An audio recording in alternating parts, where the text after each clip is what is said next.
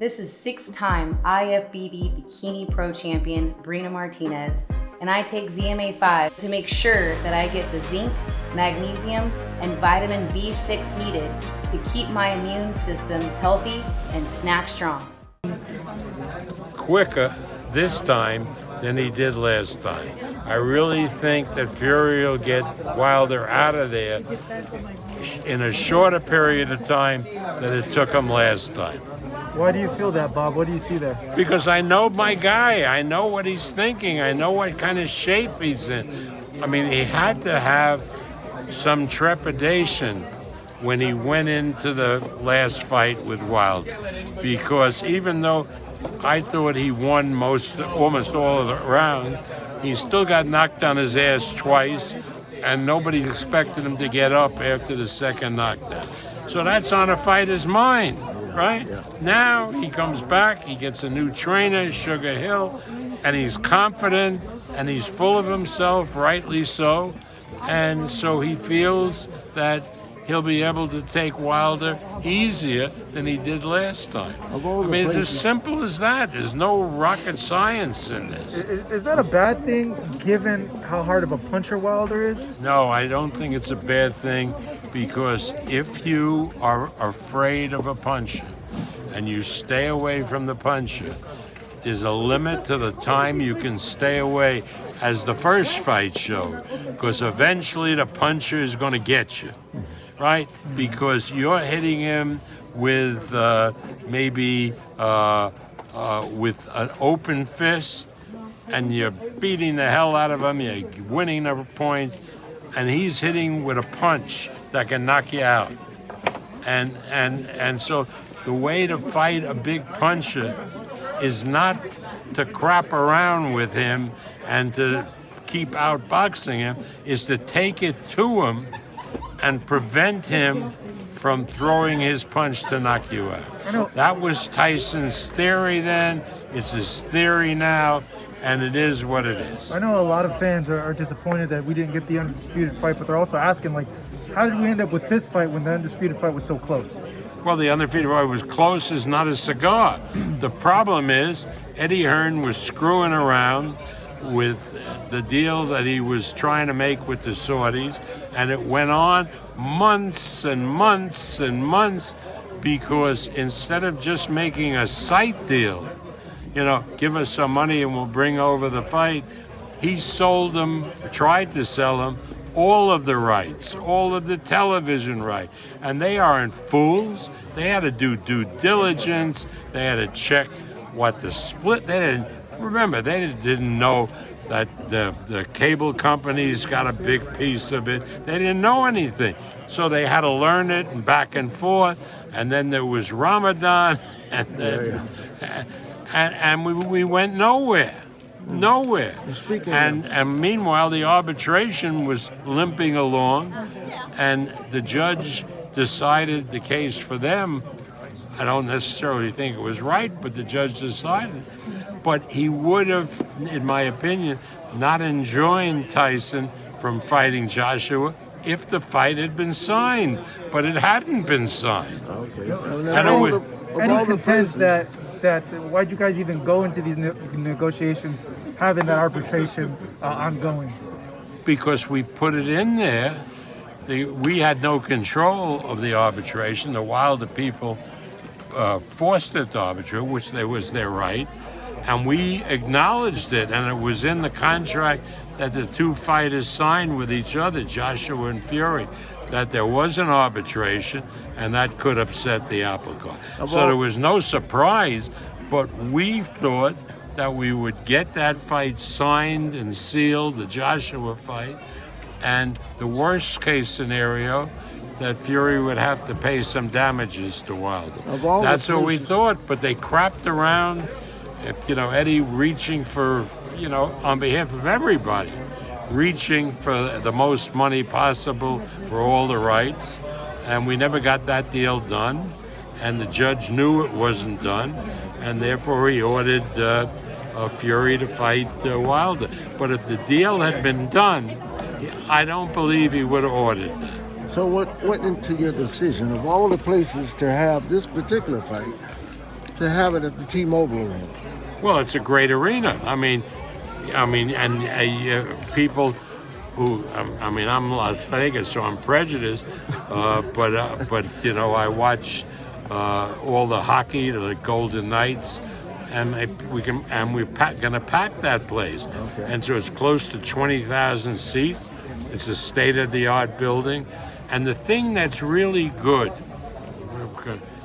if the fight is, let's say, at a casino like MGM, then the other casinos are not as likely to buy tickets because they don't want their customers going in to another casino. Okay. If you do it at T-Mobile like we're doing it, then all casinos are equal and they all buy tickets, and that's what's happening now. Okay.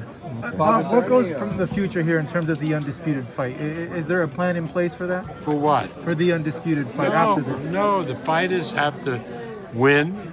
Joshua has to win Usyk, beat Usyk, and then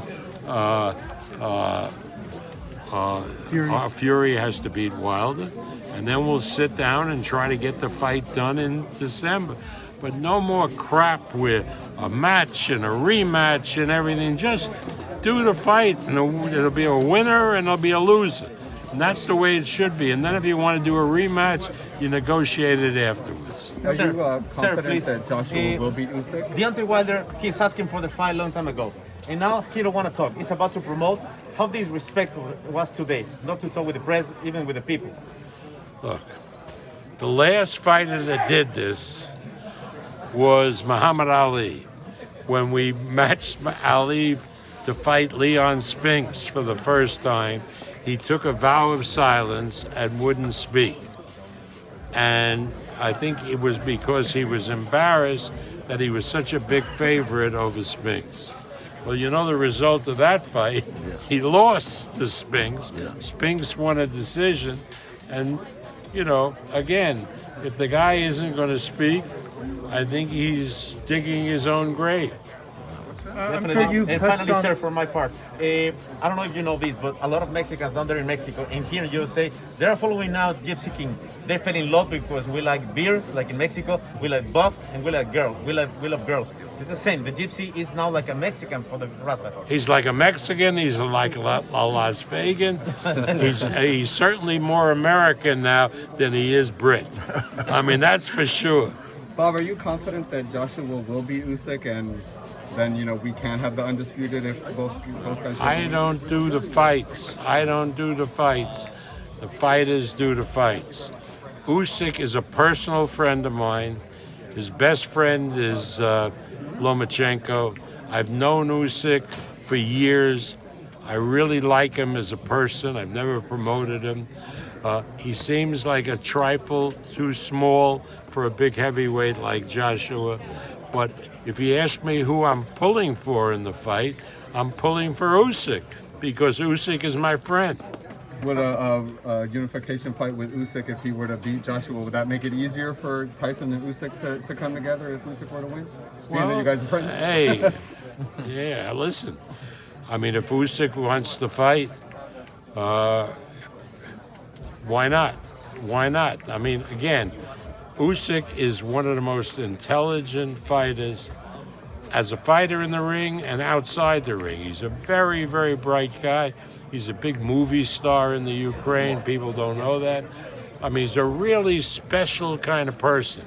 So, you know, does he figure to beat Joshua? Probably not, because he's too small, you know.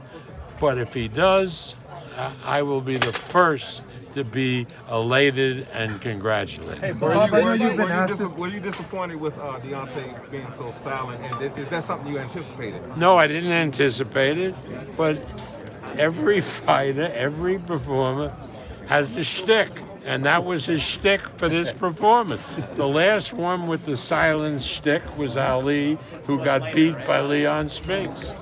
So, Bob, I know you've heard this before, but what do you make of them and their team continually bring up the allegations of the cheating and the? Oh, that's absurd. Everybody knows there are 3 allegations. There's a lot of people that believe it. Well, they can believe it. A lot of people believe that the election was stolen from Donald Trump.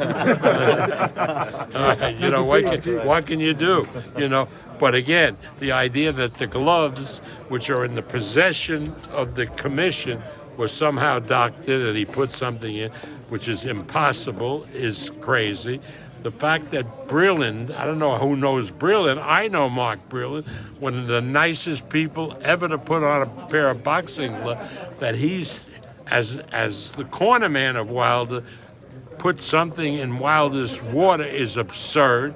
Or that Kenny Bayless, who never had a drink in his life, was drunk, right? Okay, that's the same way, right, that the Democrats and the black people stole the election in Michigan, in Wisconsin, and in Arizona, and in Georgia. And if you believe it, you believe it. You're nuts, but you can believe it. Hey, Bob, this rivalry, this is What? This rivalry has bumped some life into the heavyweight division, obviously. Where does this rank in terms of the heavyweight fights you promoted and the rivalries? Remember, I'm going to be 90 years old, so I promoted Ali, I promoted Foreman, I promoted all of these great guys. And again, these guys, Tyson Fury is a character like we haven't seen, but again, Ali was a character, George Foreman was a wonderful character. Everyone is different. Everyone is different.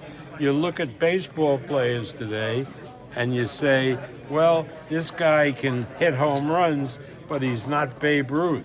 Well, maybe he's not Babe Ruth, but maybe he's better, you know? So It's a new Muhammad Ali because he have entertainer. he brings joy and life to the heavyweight division and boxing, because in essence, even though boxing is a sport, which it is, it still has to be entertaining to attract people. And Tyson Fury is a superb fighter, but he's also an entertainer. So how does it shake out, Bob? Break down the fight. How do you see it going round by round? It's going to go quicker than it did last time. I would think that he knocks him out by the 5th or 6th round. He's gonna retire. Well, I don't know. I can't speak for Wilder. I've never promoted Wilder. Does he retire after losing to? Probably not, but I don't know.